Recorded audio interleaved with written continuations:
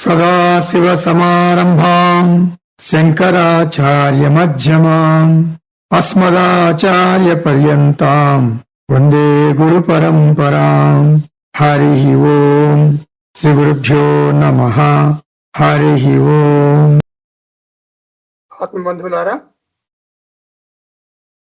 అష్టావకర గీతలో 3వ అధ్యాయం మనం పూర్తి చేసుకున్నాం. ఈ 3వ అధ్యాయంలో అష్టావక్ర ముని జనకుడికి ఒక పెద్ద సవాలు విసిరాడు. జనకుడి యొక్క ఆత్మ జ్ఞానాన్ని పరీక్షించాడు, గేలి చేశాడు, హేళన చేశాడు, విమర్శించాడు. ఓ జనక, నీకుగా నీవు జ్ఞాని అని చెప్తున్నావు. వేదాంత శ్రవణం శ్రద్ధగా చేసి జీర్ణించుకున్నాను అని చెప్తున్నావు. మరి అదే నిజమైతే నీవు ఎవ్వరి మీద ఆధారపడకూడదు, బంధాలు పెట్టుకోకూడదు. నీవు గృహస్థాశ్రమంలో ఉన్నావు, గృహస్థాశ్రమంతో బంధం పెట్టుకున్నావు. ఏమిటి దీని అర్థం? నీవు సన్యాస ఆశ్రమం అంటే భయపడుతున్నావు అనే కదా అర్థం. నీవు జ్ఞానివా? నిజం చెప్పు, నీవు జ్ఞానివా లేక జ్ఞాని వేషంలో ఉన్నటువంటి అజ్ఞానివా? ఈ ప్రశ్నలు అడుగుతున్నాడు. దీనికి జవాబుగా మనకు 4వ అధ్యాయంలో జనకుడు చెప్తాడు అష్టావక్ర మహర్షికి. జనకుడు గొప్ప జ్ఞాని అని అష్టావక్ర మహర్షికి తెలుసు. అయినా సరే ఇలా వ్యంగ్యంగా గేలి చేసినట్టుగా ఎందుకు చెప్తున్నాడు అంటే, మనకి జనకుడు జవాబులు ఒక గొడ్డలి పెట్టులాగా ఉండాలని, అంటే మనకు జ్ఞానబోధ ఇండైరెక్ట్ గా చెయ్యాలని అష్టావక్ర మహర్షి యొక్క ఉద్దేశ్యం. జనకుడు జ్ఞాని అని అష్టావక్ర మహర్షికి తెలుసు. ఈ సంవాద రూపంలో జనకుడంతటి వాడే గొప్ప జ్ఞాని అయినప్పుడు మనం సామాన్యులం ఆ మాత్రం జ్ఞానం సంపాదించడం మనకు తేలిక అని మనం రియలైజ్ అవుతాం అని ఉద్దేశ్యంతో అష్టావక్ర మహర్షి అలా హేళన చేసినట్టుగా జనకుడితో మాట్లాడాడు అని మనం అనుకోవాలి. 1వ శ్లోకం 4వ అధ్యాయంలో, హంతాత్మజ్ఞస్య ధీరస్య ఖేలతో భోగలీలయా నహి సంసారవాహికైః మూఢైః సహ సమానత. జ్ఞాని చిత్తం విషయ సంబంధముల వలన విక్షేపం చెందదు. ఆత్మ అజ్ఞానం ఉన్నంత వరకు రాగం బంధం ఉంటాయి. ఆత్మ అజ్ఞానం వలన బంధాలు ఏర్పడతాయి. బంధం ఉన్నంత వరకు అభద్రత కూడా ఉంటుంది. అజ్ఞానం వలన బంధం అభద్రత ఏర్పడతాయి. ఇదే సంసారం అంటే. ఆత్మజ్ఞానం ఉంటే బంధం ఉంటుంది, అభద్రత భావం ఉంటుంది. ఆత్మజ్ఞానం ఉంటే బంధం, ఆత్మజ్ఞానం ఉంటే బంధం అభద్రత పోతాయి. ఇట్ డైరెక్ట్లీ ప్రపోర్షనల్ అనమాట. ఆత్మజ్ఞానం ఉంటే బంధం పోతుంది, ఆ అభద్రతా భావం కూడా పోతుంది, అంటే భద్రత వస్తుంది. ఇది సింపుల్గా వేదాంతం యొక్క ఎసెన్స్ అన్నమాట. వేదాంతం ఏం చెబుతుందంటే, ముఖ్య విషయం ఏంటంటే, ఆత్మ అజ్ఞానం వలన బంధం అభద్రత వస్తాయి, ఆత్మ జ్ఞానం వలన బంధ విముక్తి భద్రత వస్తాయి. ఇది మనం నేర్చుకోవాల్సినటువంటి మొదటి పాఠం. 2వ పాఠం ఏంటంటే, అజ్ఞానం ఉంటే అంటే ఆత్మజ్ఞానం, సంసారం ఉంటుంది.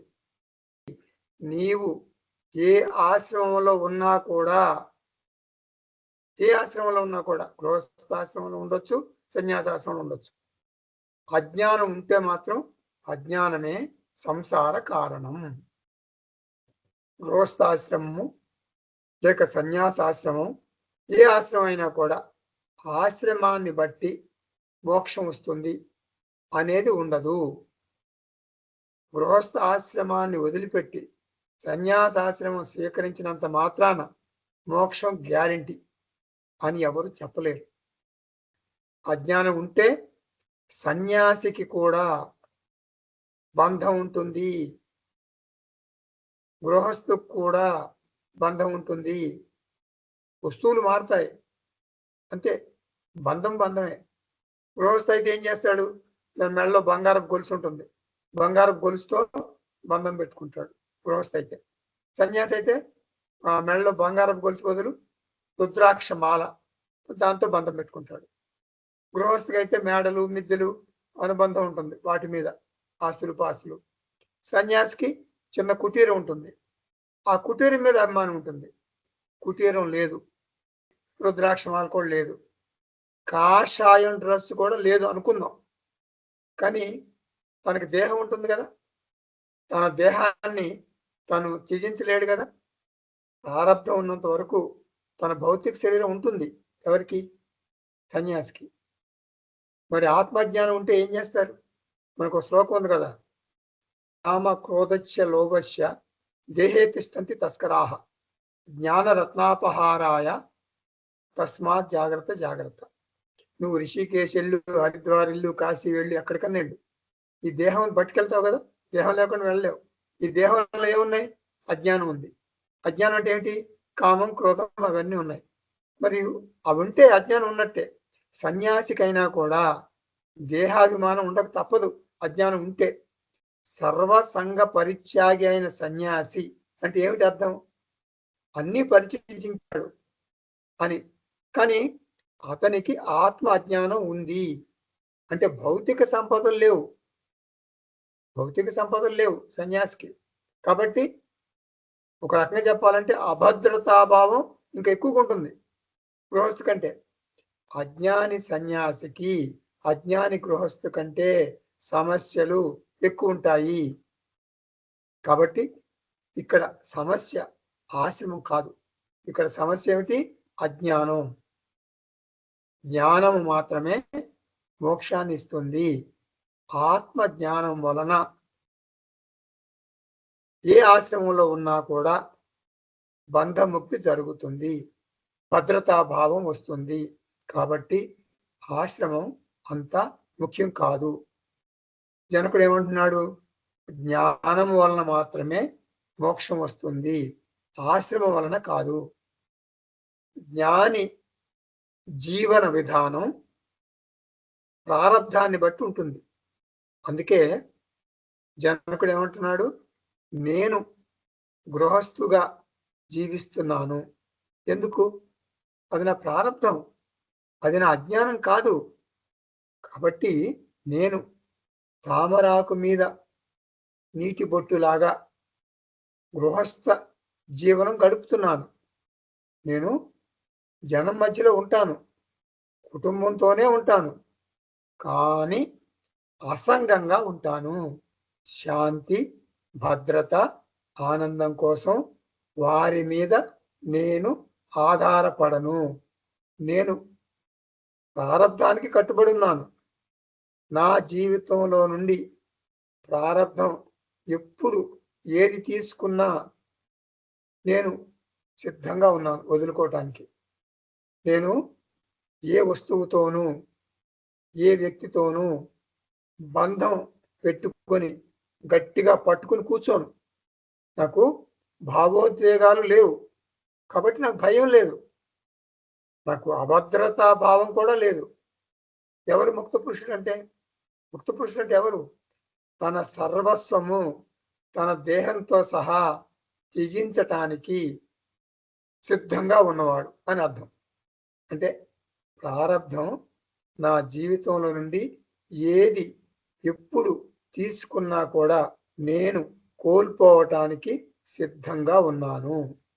ఈ ప్రపంచంలో నాది అంటూ ఏదీ లేదు, నాకు అంటూ ఏదీ లేదు, ఏదో పోతుంది అనే భయం నాకు లేదు, అభద్రతా భావం నాకు అస్సలు లేదు. ఎవరు జీవన్ముక్తులు అంటే ఎవరు? ఏ క్షణంలోనైనా ఏదైనా తన దేహంతో సహా త్యజించటానికి సంసిద్ధంగా ఉన్నవాడు. జనకుడు అంటున్నాడు, అటువంటి మానసిక స్థితిని నేను అనుభవిస్తున్నాను, ఆనందిస్తున్నాను. నేను గృహస్థుగా ఉన్నాను అంటే ఏంటి దాని అర్థం? బంధం వల్ల కాదు. గృహస్థ జీవితం అంటే నాకు చాలా ఇష్టం, అందుకని ఉండలేదు. ప్రారంధం కారణంగా ఉన్నాను.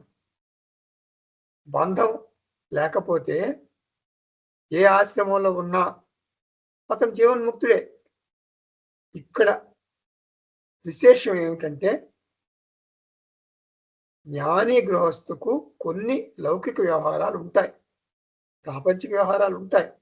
కాబట్టి ఆ వ్యవహారాలు చక్కబెట్టేటప్పుడు గృహస్థ జ్ఞాని ప్రయత్నపూర్వకంగా జీవ జగత్ ఈశ్వర త్రిపుటి అనుసరిస్తాడు. అనుసరించక తప్పదు, కావాలని ప్రయత్నపూర్వకంగా అనుసరిస్తాడు. పూజలు చేస్తాడు, మరి పిల్లల్ని స్కూల్కి తీసుకెళ్తాడు, మరి కుటుంబంతో సినిమాకి వెళ్తాడు. లోక సంగ్రహం కోసం ఇదంతా ఒక డ్రామా అని భావిస్తాడు జ్ఞాని. ఇదొక వేషం, ఇదొక పాత్ర అనుకుంటాడు. వ్యక్తిగతంగా తను గ్రీన్ రూమ్లోకి వెళ్ళి వేషం తీసివేసి ఆత్మ అనాత్మ ద్విపుటికి వస్తాడు. ఆత్మస్థితిలో రమిస్తాడు. అహం ఆత్మ సత్యం, అనాత్మ మిథ్య. నా దేహంతో సహా భార్య దేహము, పిల్లల దేహాలు ఇవన్నీ మిథ్య అనాత్మలు, ఇవన్నీ వేషాలు.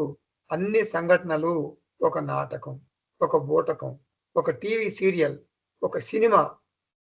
గ్రీన్ రూమ్లో గోప్యంగా ఏకాంతంగా ఆత్మ అనాత్మ ద్విపుటిలో ఉంటాడు. ఎవరు? జ్ఞాని అంటే జనక మహారాజు. నన్ను నేను బంధం లేని ముక్త పురుషుడిగా చూసుకుంటాను, సాక్షిగా వీక్షిస్తాను. చాలా మార్పులు జరుగుతాయి జీవితంలో. బాల్యం, మరి కౌమారం, యవ్వనం, వృద్ధాప్యం, ఇవన్నీ మార్పులు ఉంటాయి. సంపదలు ఉంటాయి, సంపదలు పోతాయి. కుటుంబ సభ్యులు ఉంటారు, కుటుంబ సభ్యులు కొంతమంది మరణిస్తారు. ఇలా ఎన్ని అవాంతరాలు వచ్చినా, సమస్యలు వచ్చినా నేను చెలించను. నా మనస్సులో ఆందోళన, ఒత్తిడి, భయం ఉండవు. జనకుడు బంధం నుండి, అభద్రత నుండి పూర్తిగా స్వేచ్ఛ పొందాను అంటున్నాడు. ప్రారబ్ధవశాత్తు ఒకవేళ నేను సన్యాస ఆశ్రమం స్వీకరింపవలసి వస్తే నేను వెనకాడను, స్వీకరిస్తాను అంటున్నాడు జనకుడు. ఇష్టంతో, బంధంతో నేను గృహస్థాశ్రమంలో లేను, అయిష్టంతో నేను సన్యాసాశ్రమానికి దూరంగా లేను. ఇది కేవలం నా ప్రారబ్ధం. ప్రారబ్ధం వల్ల మాత్రమే నా జీవితం ఇలా జరుగుతుంది. నాకు ఏ ఆశ్రమం పట్ల బంధం లేదు, భయం లేదు. అందుకే శ్రీకృష్ణ పరమాత్మ భగవద్గీతలో ఆణిముత్యం లాంటి ఒక మాట అంటాడు, వీత రాగ భయ క్రోధాః. అంటే రాగము, భయము, కోపము లేని మనస్సు కలిగి ఉండటమే మోక్షము. ఎంత చక్కగా చెప్పాడో చూడండి శ్రీకృష్ణుడు. రాగం అంటే బంధం, భయం అంటే అభద్రతా భావం, క్రోధం అంటే కోపం, చిరాకు. ఈ మూడు లేనివాడు జ్ఞాని, అతడే ముక్తుడు. ఆశ్రమం ఏదైనా కావచ్చు. కాబట్టి జనకుడు తనకు గురువైనటువంటి అష్టావక్ర మహర్షితో అంటున్నాడు, నేను జ్ఞాని గృహస్థుని, అని ధైర్యంగా, స్థిరంగా, నిశ్చయ జ్ఞానంతో చెప్తున్నాడు. మీరు కూడా ఇలా జనకుడిలాగా చెప్పగలగాలి. ఏమని చెప్పగలగాలి? మేము గృహస్థ జ్ఞానులం. నన్ను గృహస్థ అజ్ఞానులతో కలపవద్దు. వారికి సమస్యలు ఉండొచ్చు, వారికి బంధాలు ఉండొచ్చు, కానీ నాకు లేవు. శ్లోకం చూద్దాం ఒకసారి. శ్లోకం చూడండి. ఆత్మజ్ఞస్య ధీరస్య అంటే నేను గృహస్థు అయినా ఈ వివేక జ్ఞానంతో ఉన్నాను. ఆత్మ అనాత్మ ద్విపుటిలో చరిస్తాను. ధీరస్య అంటే వివేక శక్తి ఉన్నవాడు అని అర్థం. నేను సాక్షిగా సత్యం. ఈ దృశ్య ప్రపంచం అంతా కూడా మిథ్య. దృశ్య ప్రపంచం అంటే నా దేహం, నా మనస్సు, నా కుటుంబం, జగత్తు అంతా మిథ్య. అంతా మిథ్య. మిథ్యా ప్రపంచంలో జరిగే సంఘటనలు సత్య ఆత్మనైన నన్ను తాకలేవు. నేను చెల్లించను. ఈ రకమైనటువంటి సత్య మిథ్య, సత్యం ఏమిటి, మిథ్య ఏమిటి అనే వివేక శక్తి, వివేక జ్ఞానం ఉంటుంది జ్ఞానికి. ఒక సినిమా యాక్టర్ ఏం చేస్తాడు? ఒక బిచ్చగాడి పాత్ర వేశాడు అనుకోండి. బిచ్చగాడి పాత్ర వేసి నటిస్తాడు, సినిమాలో ఏడుస్తాడు. అసలు ఆ కంటికి ఏమి గ్లిజరిన్ కూడా ఉండదు, బ్రహ్మాండంగా ఏడ్చేస్తాడు, ఆకలితో అలమటిస్తాడు. కానీ ఆ యాక్టర్కు తెలుసు ఏమని? నేను బిచ్చగాడిని కాదు, నేను చాలా ధనవంతుణ్ణి. ఈ బిచ్చగాడి వేషం వేసినందుకు నాకు కొన్ని కోట్ల రూపాయలు ఇస్తారు అని తెలుసు. బాహ్యంలో బిచ్చగాడు, ఆంతర్యంలో ధనవంతుడు. జనకుడు ఏమంటున్నాడు? నేను భర్తగా, తండ్రిగా నటించవచ్చు, ఎన్నో సమస్యలను ఎదుర్కోవచ్చు.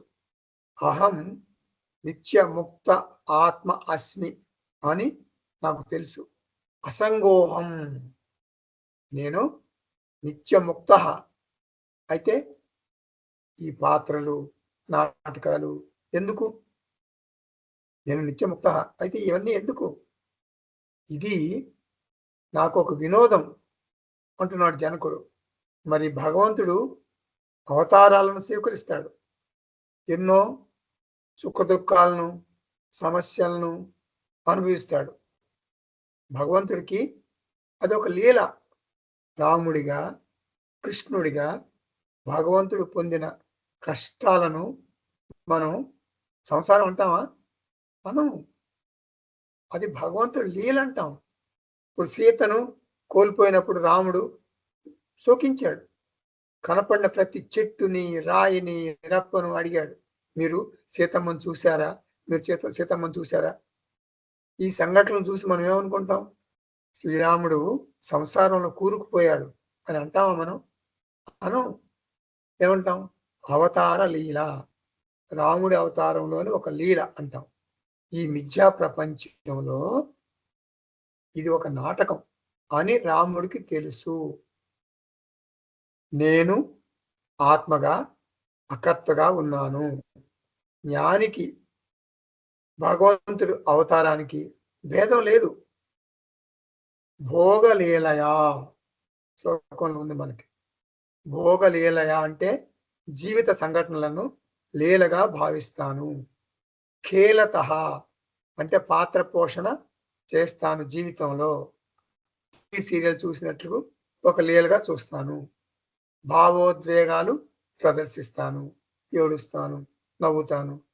టీవీ ఆపేస్తాను. టీవీ ఆపేసి ఆ యాక్టర్ని మెచ్చుకొని నా నిజ స్థితిలోకి, స్వస్వరూప స్థితిలోకి నేను వచ్చేస్తా. జ్ఞాని జీవిత సంఘటనలన్నీ కూడా ఒక మిథ్యా డ్రామాగా, ఒక సాక్షిగా చూస్తాడు. నేను అదే చేస్తాను అంటాడు జనకుడు. కలలో ఉన్నంతసేపు కళ నిజం అనిపిస్తుంది. అజ్ఞానులకు ఈ ప్రపంచం సత్యం అనిపిస్తుంది. అన్ని సంఘటనలకు అజ్ఞానులు కదిలిపోతారు. మూఢాహ అంటుంది శాస్త్రం ఎవరిని అజ్ఞానుల్ని. మూఢైహి అంటే అజ్ఞాని గృహస్థులు మోహానికి వశమైపోతారు. ఏమిటి వాళ్ళ మోహం?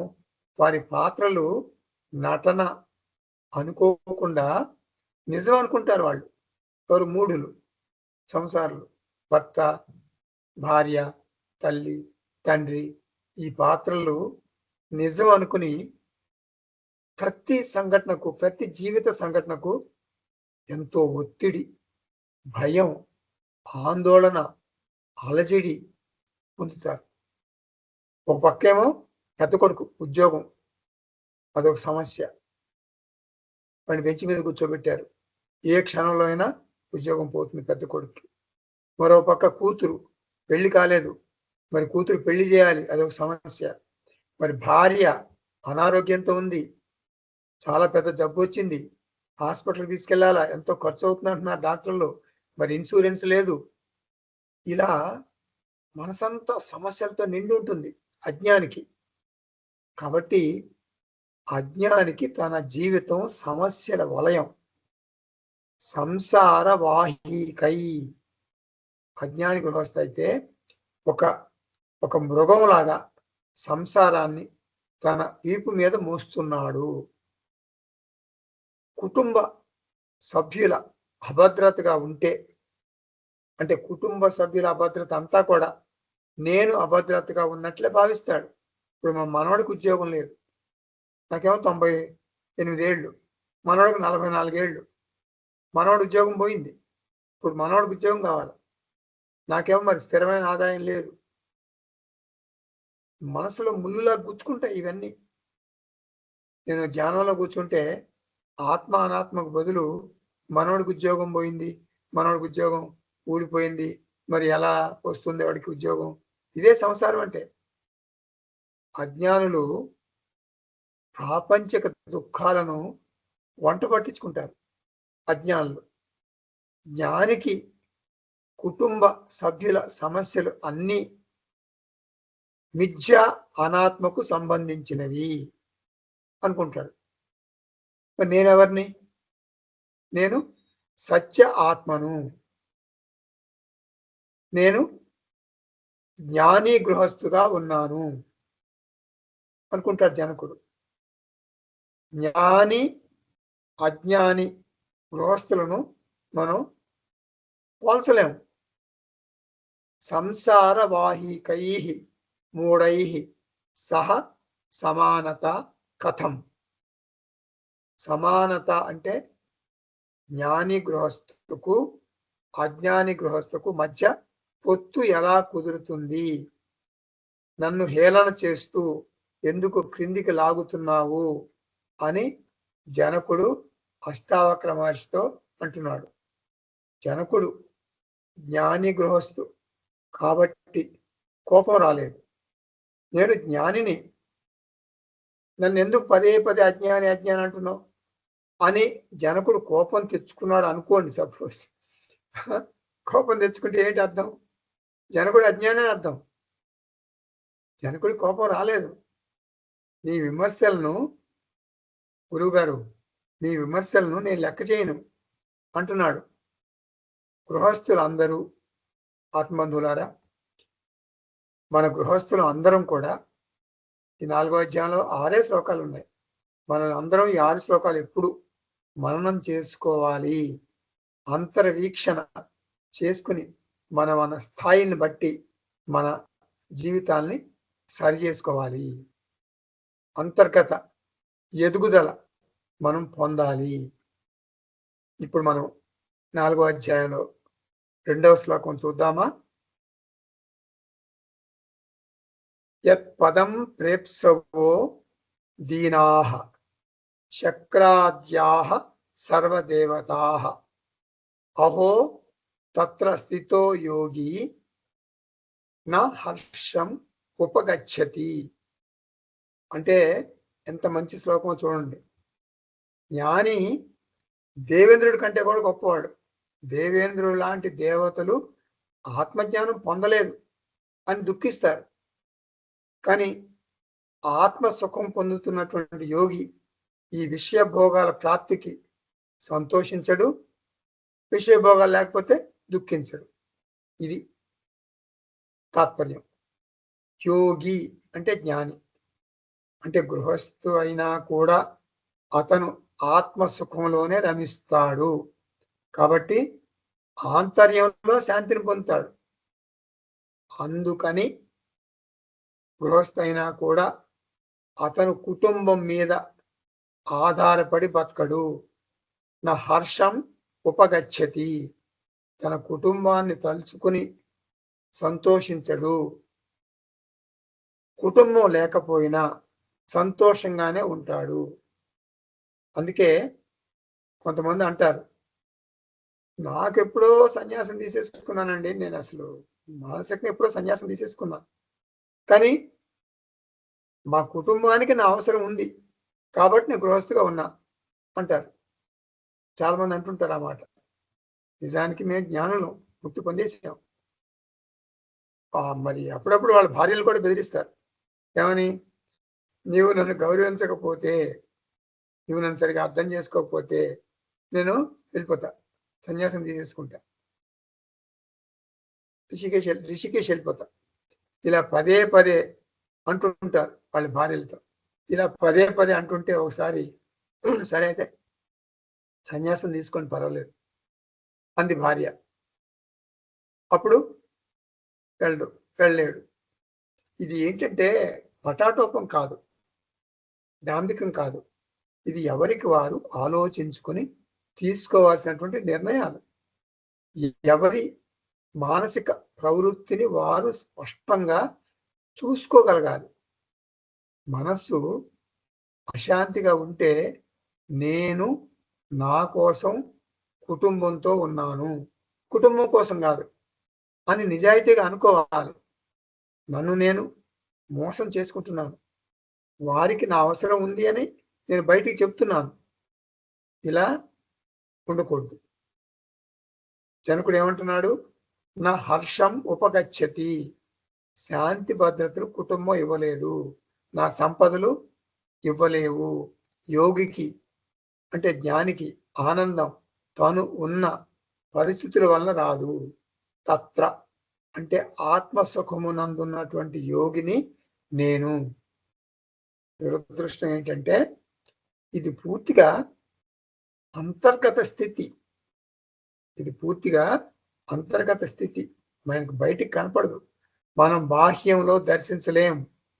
అతను గృహస్థుగా ఎందుకున్నాడు? అతను కోరికతో ఉన్నాడా లేక కుటుంబం కోరికతోనా అనేది మనకు తెలియదు. కాబట్టి ఎవరికి వారు అంతరీక్షం చేసుకుని నేను భావోద్వేగ పరంగా కుటుంబం మీద ఆధారపడుతున్నానా అని పరీక్ష చేసుకోవాలి. నిజాయితీగా తనను తాను చూసుకోవాలి. వస్తువులు, వ్యక్తులు ఉన్నా లేకున్నా నాకేమీ తేడా లేదు, నా ఆనందానికి తేడా రాదు. క్లుప్తంగా ఒక ముక్కలో చెప్పాలంటే నేను ఈ క్షణంలో నా జీవితంలో ఏదైనా సరే త్యాగం చేయటానికి సిద్ధంగా ఉన్నాను. అది జ్ఞాని మానసిక స్థితి అంటున్నాడు జనక మహారాజు. దేవతలు కూడా ఈ ఆత్మస్థితిని పొందటానికి చాలా కష్టపడతారు అని జనకుడు చెప్తున్నాడు. శక్రాధ్యాహ సర్వదేవతాహ అంటే ఇంద్రుడు లాంటి దేవతలు కూడా వారికి ఎన్నో మహిమలు మాయలు తెలిసి కూడా వారి వారి పరిస్థితులతో బంధం పెంచుకుంటారు. అంటే వారి దినచర్యకు వారు బానిసలైపోతారు. వారి డ్యాన్స్ ప్రోగ్రాములు, మ్యూజిక్ ప్రోగ్రాములు వాటికి అతుక్కుపోతారు. ఎవరు? ఇంద్రుడు లాంటి వారు కూడా ఇటువంటి జ్ఞాని యొక్క ఆత్మస్థితిని పొందటానికి చాలా ప్రయాసపడతారు.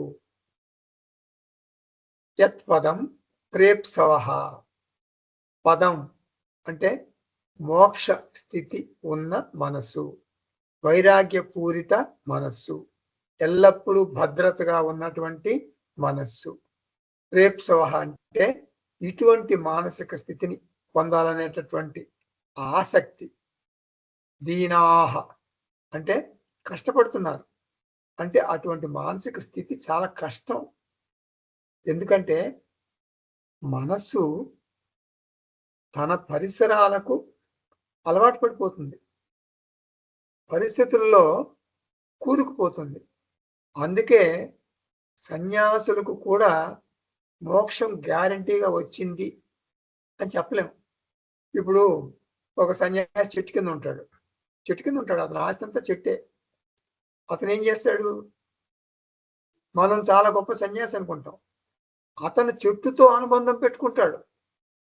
ఎవరు? చెట్టు కింద నివసించే సన్యాసి చెట్టుతో అనుబంధం పెట్టుకుంటాడు. మరి అదే సంసారం అంటే. ఆశ్రమంలో ఉండే సన్యాసి ఆశ్రమంతో అనుబంధం పెట్టుకుంటాడు. మరి అది సంసారమే కదా, అది బంధమే కదా. కాబట్టి ఆత్మబంధులారా, సెటప్ మార్చినంత మాత్రాన, అంటే హైదరాబాద్ నుండి రిషికేశ్ వెళ్ళినంత మాత్రాన పెద్ద ప్రయోజనం ఉండదు. సాధకుని దృక్పథంలో మార్పు రావాలి. సాధకుని దృష్టిలో మార్పు రావాలి. సాధకుని దృక్పథంలో మార్పు ఎలా వస్తుంది? ఎలా వస్తుంది? అవగాహన వలన మాత్రమే వస్తుంది. ఆత్మజ్ఞానం వల్ల మాత్రమే వస్తుంది. అహం సత్యం, జగన్ మిథ్య, జగత్ మిథ్య, అహం సత్యం. ఇది తెలియాలి. మిథ్యా ప్రపంచం ఎప్పుడు మార్పు చెందుతుంది, స్థిరంగా ఉండదు, మన అంచనాలకు అందదు. మిథ్యా ప్రపంచాన్ని మనం నియంత్రించలేము, అది నిలకడగా ఉండదు. ఇది ఇంగ్లీష్లో అయితే మీకు పట్టుకుంటారు బాగా, ఎప్పుడు చెప్తుంటా నేను. ఏమిటది? Unpredictable, unsustainable, uncontrollable. ఇది మిథ్యా ప్రపంచం. Unpredictable, unsustainable, uncontrollable. ఇంకొక ముక్కలో చెప్పాలంటే అన్స్టేబుల్. ఇంకొక ముక్కలో చెప్పాలంటే అన్రిలయబుల్. 5 మాటలు చెప్పాను.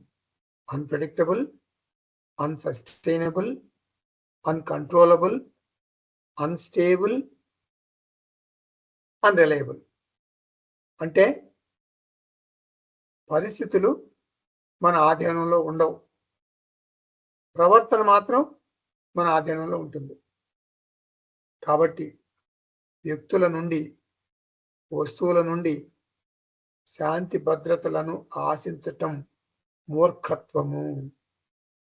నా ఒడిలో నేనే విశ్రమించటం ఉత్తమం. నా ఒడిలో నేనే విశ్రమిస్తాను, నా తొడ మీద నేనే పడుకుంటాను. అంటే ఏమిటి? నిజంగా లిటరల్గా అర్థం తీసుకోకూడదు. ఆత్మరతి, ఆత్మతృప్త, ఆత్మన్యేవ చ సంతుష్ట. ఇది చాలా చాలా ఉన్నతమైన, ఉత్కృష్టమైన, అద్భుతమైన మానసిక స్థితి అంటున్నాడు జనకుడు. ఎటువంటి మానసిక స్థితి అంటే ఇంద్రాది దేవతలకు కూడా ఈ మానసిక స్థితిని పొందటం చాలా కష్టం. జ్ఞాని గృహస్థునైనటువంటి నేను ఈ మానసిక స్థితిని, ఆత్మస్థితిని అనుభవిస్తున్నాను. గృహస్థుగాను సన్యాసిగాను ఒకే స్థితిలో ఉన్నాను అంటున్నాడు జనకుడు. ఎంత బాగుందో చూడండి. ఇప్పుడు 3వ శ్లోకానికి వెళ్దాం. తదజ్ఞస్య పుణ్య పాపాభ్యాం స్పర్శోహ్యం తర్న జాయతే, నహ్యాకోశస్య ధూమేన దృశ్యమానాపి సంగతి. జ్ఞానికి పాపపుణ్యాలు అంటాం. మన ఆకాశానికి మనం పొగ పెట్టామనుకోండి, మనం పొగ వచ్చింది, ఆకాశానికి పొగతో ఏం సంబంధం ఉంటుంది? ఉండదు. అలాగే జ్ఞానికి పాపపుణ్యాలు అంటాం. ఇది తాత్పర్యం అన్నమాట. ఒక మాటలో చెప్పాలంటే మనం వ్యాఖ్యానించుకుందాం ఈ శ్లోకాన్ని. అంటే జ్ఞాని గృహస్థు తన వ్యక్తిగత జీవితానికి ఆత్మ అనాత్మ ద్విపుటిని ఉపయోగిస్తాడు. ఇందాక చెప్పాను కదా, బిచ్చగాడిగా యాక్ట్ చేస్తాడు, లోపల తన ధనవంతుడని తనకు తెలుసు. అలా నేను అసంగ ఆత్మ. నా దేహంతో సహా ప్రతిదీ అనాత్మ. అనాత్మను గురించి ఆలోచించలేము. మన అంచనాలకు అందదు. చెప్పాను కదా! నియంత్రించలేం. నిలకడగా కాపాడుకోలేం. అనాత్మ ముఖ్యంగా ప్రారబ్ధ కర్మ వలన చాలా బలంగా ప్రభావితం అవుతుంది. జ్ఞాని అయినా, అజ్ఞాని అయినా కూడా. ప్రారబ్ధ ప్రభావం ఒకటిగానే ఉంటుంది. జ్ఞానికి, అజ్ఞానికి తేడా ఉండదు. కాబట్టి జ్ఞాని యొక్క దేహం మీద కూడా ప్రారబ్ధమే ప్రభావం చూపుతుంది. మనస్సు కూడా 100% స్వేచ్ఛగా ఉంది అని చెప్పలేము. మనస్సు కూడా ప్రారబ్ధం వల్ల తన చుట్టూ ఉన్న పరిస్థితుల వలన ప్రభావితం అవుతుంది. కాబట్టి సత్వ గుణం, రజోగుణం, తమో గుణం ఇవన్నీ ఉంటాయి. కాబట్టి 100% ఉత్తమమైంది, నిర్మలమైంది అని చెప్పలేము. అందుకే నిష్కారణంగా అప్పుడప్పుడు మనస్సు ఆందోళనకు గురవుతుంది. కారణం తెలియదు మనకి. మన జీవితం ఏమో వడ్డించిన విస్తరి. ఎక్కడ ఏమీ వెలితి లేదు, కొరత లేదు. అంతా ఆనందంగా ఉంటాం. అన్నీ శుభవార్తలే, అంతా మంగళమే. ఎందుకో మరి మనసులో గుబులు? ఎందుకంటే కొన్ని పాత వాసనల వల్ల, ప్రారంధం వల్ల. అంతే. అదే కావచ్చు. మనస్సు కొంచెం ఒడిదుడుకులకు గురవుతుంది. ప్రకాశంచ ప్రవృత్తించ మోహమేవ చ పాండవ న ద్వేష్టి సంప్రవృత్తాని న నివృత్తాని కాంక్షతి. మన 14వ అధ్యాయంలో 22వ శ్లోకం ఇది. అంటే ఏమిటది? జ్ఞాని త్రిగుణాతీత స్థితిలో ఉంటాడు అని శ్రీకృష్ణ పరమాత్మ అర్జునుడికి చెప్తున్నాడు. జ్ఞాని అంటే త్రిగుణాతీత స్థితిలో ఉంటాడంటే ఏమిటి దాని అర్థం? అంటే జ్ఞాని తన మనస్సును కూడా ఒక దృశ్యంలాగా చూడగలుగుతాడు, సాక్షిలాగా చూస్తాడు. అయితే ప్రశాంతంగా లేని మనసుతో జ్ఞాని వ్యవహారం చేయడు. తనకు తెలుసు తన మనసు ప్రశాంతంగా లేదని. కాబట్టి ఏం చేస్తాడు? నిర్ణయాలు వాయిదా వేస్తాడు, వ్యవహారాలు తగ్గిస్తాడు. తన మానసిక తొట్లుపాటును పరిస్థితులకు పంచడు. జ్ఞానికి ఒక విషయం స్పష్టంగా తెలుసు. జ్ఞానికి ఒక విషయం స్పష్టంగా తెలుసు. ఏమిటది? తన మనస్సు రజో ప్రధానంగా ఉందా, తమో ప్రధానంగా ఉందా అనేది తెలుస్తుంది జ్ఞానికి. అంటే అశాంతితో ఉన్న తన మనస్సును తానే సాక్షిగా చూడగలడు. సాధారణంగా జ్ఞాని మనస్సు సత్వగుణ ప్రధానంగా ఉంటుంది. కానీ ఏదన్నా ఒడిదుడుకులు వచ్చి రజోగుణ ప్రధానంగా, తమోగుణ ప్రధానంగా ఉంటే తను తెలుసుకుంటాడు. కానీ అప్పుడప్పుడు జ్ఞాని మనసు కూడా ఈ రజస్సులోకి, తమస్సులోకి వెళ్ళిపోతుంది. అతను పరిశీలించుకుంటాడు సాక్షిగా. కాబట్టి జనకుడు ఏమంటున్నాడు? పుణ్య పాపాభ్యాం అంటే అనాత్మలో ఒడిదుడుకులు ఉన్నప్పుడు అది ప్రారంభం అనుకోవాలి. తదజ్ఞస్య స్పర్శ నా అంటే ఏంటి? జ్ఞాని తన మనసుతో మమేకం అవ్వడు. నేను కలవరపడ్డాను అని అనడు. వేదాంత శ్రవణ మనన నిధిధ్యాసన ద్వారా వచ్చినటువంటి ఆత్మజ్ఞానంతో నేను మనసును కాదు అంటాడు జ్ఞాని. స్వీయ తీర్పుకి తన మనస్సును జ్ఞాని వాడుకోడు. ఎందుకంటే లోపం లేని సమగ్రమైన మనసు ఈ భూమి మీద అసలు ఉండదు. నా స్పర్శ అంటే మనస్సుతో మమేకం అవడు, సాక్షిగా చూస్తాడు. చాలా చాలా కష్టం ఇది. ఇప్పుడు తన దేహానికి ఏదైనా వ్యాధి వస్తే ఏం చేస్తాం? అంటే అసలు ఆరోగ్యకరమైన దేహం అంటే ఏమిటి దాని అర్థం? ఎప్పుడూ స్వస్థతగానే ఉంటుంది దేహం అని అర్థం కాదు. ఆరోగ్యకరమైన దేహం అంటే ఎప్పుడు స్వస్థతగానే ఉంటుంది అని అర్థం తీసుకోకూడదు. ఒకవేళ ఏదైనా దేహ రుగ్మతలు ఉన్నా కూడా వాటంతట అవే 1, 2 రోజుల్లో సరైపోతాయి అని అర్థం తీసుకోవాలి. ఇప్పుడు మనసుకు కూడా ఇదే విషయం వర్తిస్తుంది. అప్పుడప్పుడు జ్ఞానికి కూడా తన దేహం అస్వస్థతకు లోనైనట్లు జ్ఞాని మనసు కూడా కలత చెందుతుంది.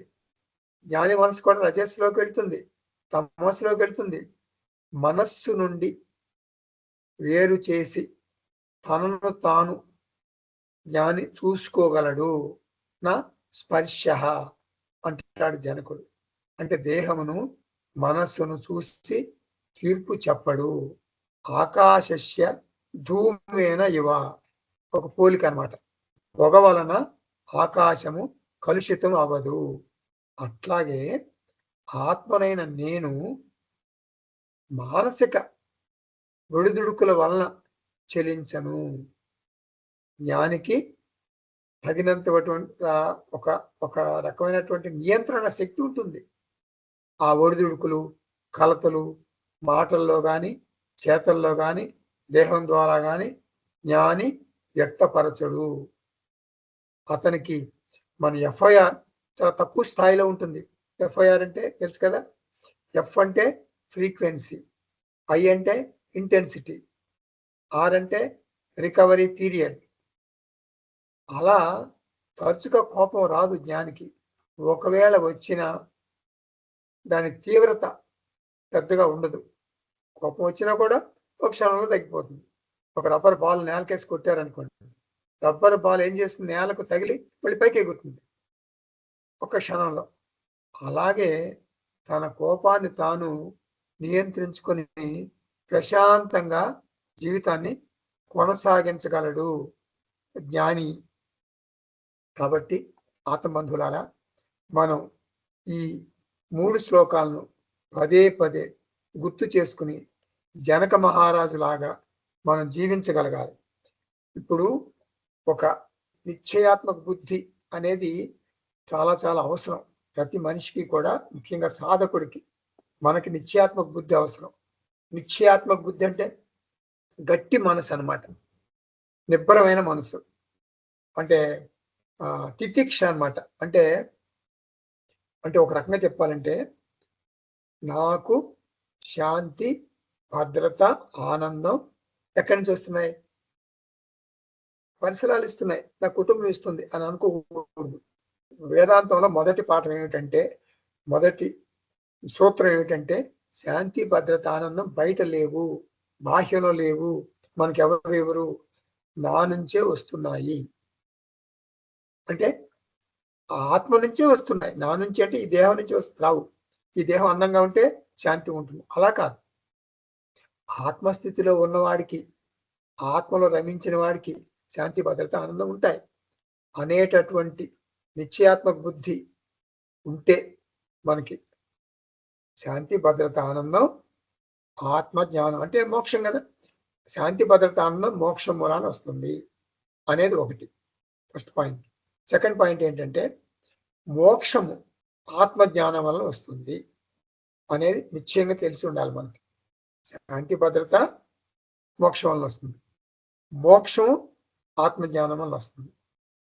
ఆత్మజ్ఞానం ఎలా వస్తుంది అంటే, గురువు శాస్త్రం మూలాన ఆత్మజ్ఞానం వస్తుంది. అంటే వేదాంత శ్రవణ మనన నిధిధ్యాసనం మనకు గురువు ఇస్తాడు. అందువల్ల మనకు ఆత్మజ్ఞానం వస్తుంది. ఇప్పుడు 3 అయిపోయినాయి మనకి. ఈ 3 మనకు నిశ్చయంగా తెలిసి ఉండాలి. తర్వాత వేదాంత శ్రవణ మనన నిధిధ్యాసనం గురువు ఇవ్వాలంటే మనకు ఒక రకమైనటువంటి చిత్తశుద్ధి ఉండాలి, ఒక అర్హత ఉండాలి, ఒక సాధన చతుష్టయ సంపత్తి ఉండాలి. ఉంటేనే ఇది మనకి క్లిక్ అవుతుంది. ఆత్మజ్ఞానం పొందగలం, వేదాంత శ్రవణం చేయగలం. కాబట్టి చిత్తశుద్ధి ఉండాలి. ఇప్పుడు 4 చెప్పాను నేను పాయింట్లు. 5వ పాయింట్ ఏమిటంటే, ఈ చిత్తశుద్ధి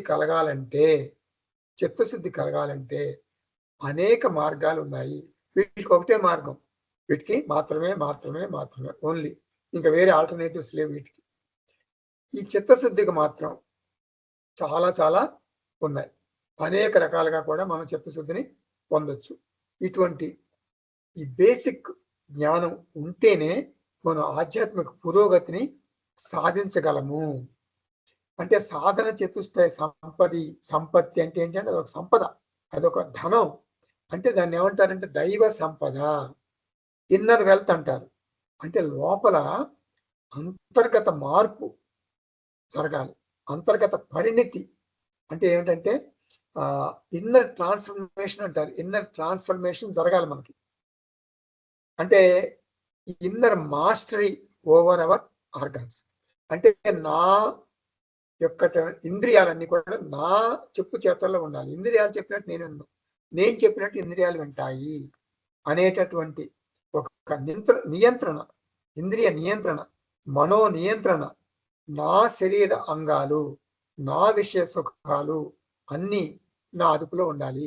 ఒక మాట చెప్పిన మీకు, షిరిడి సాయిబాబా దగ్గరికి ఒక ధనికుడు, చాలా పెద్ద ధనికుడు వస్తాడు. బాబా, నాకు ఆత్మజ్ఞానం కావాలి, ఇచ్చేయండి. వెంటనే ఇచ్చేయండి ఆత్మజ్ఞానం, నాకు టైం లేదు, ఆత్మజ్ఞానం ఇచ్చేయండి అని కూర్చుంటాడు అక్కడ. అప్పుడు షిరిడి సాయిబాబా ఏమంటాడంటే, కూర్చున్నాడు కదా, కూర్చోమని ఆ ధనికుడిని కూర్చోబెట్టి ఎవరినో ఒక మనిషిని బయటకు పంపిస్తాడు. నాకు ఒక 5 రూపాయలు కావాలి, 5 రూపాయలు తీసుకురా పలానా వాడిస్తాడని బయటికి పంపిస్తాడు ఒక మనిషిని. ఇతను వింటుంటాడు. ఇతని జేబు నిండా ధనం ఉంటుంది, ఈ ధనికుడికి జేబు నిండా ధనం ఉంటుంది. మరి బాబాకి 5 రూపాయలు కావాలి, బాబా ఆత్మజ్ఞానం ఇవ్వు అంటున్నాడు. అంటే బాబాని గురువుగా భావించే కదా అంటున్నాడు. మరి గురువుకి 5 రూపాయలు కావాలంటే, బాబా నా జేబులో ధనం ఉంది, ఈ 5 రూపాయలు తీసుకోండి, మీరు ఎక్కడికో పంపించడం ఎందుకని అండు, సైలెంట్ కూర్చుంటాడు. అంటే మన మనసులో మార్పు రాదు, చిత్తశుద్ధి ఉండదు, మనకు మాత్రం ఆత్మజ్ఞానం కావాలి. ఎలా వస్తుంది? చిత్తశుద్ధి లేనిదే మనకు ఆత్మజ్ఞానం రాదు.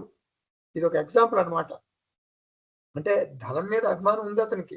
అంటే దేహాభిమానం ఉన్నా ధనాభిమానం ఉన్నా ఒకటే కదా, కుటుంబాభిమానం అన్నీ ఒకటే. ఇవన్నీ ఉంటే శాస్త్రం అర్థం కాదు. కంట్రిబ్యూషన్ ఎక్కువ ఉండాలి, కన్జంప్షన్ తక్కువ ఉండాలి. అంటే మనం ఇవ్వటం ఎక్కువ, తీసుకోవటం తక్కువ. హిందీలో అంటారు తేరాహి తేరా మేరాహి మేరా.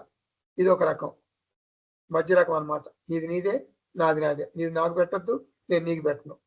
ఇంకొక రకం ఏంటిది? తేరాహి మేరా మేరాహి మేరా, నాది నాదే, నీది నాకు పెట్టేసే, నువ్వు అమాయకుడి, నీకేం బతకటం చేత కదా, నాకు ఇచ్చేసి అంటాడు. ఇది అధమ జీవితం, అందరిని లాగేసుకోవాలనే తత్వం. ఇంకో తత్వం ఏంటి? సాధు స్వభావం.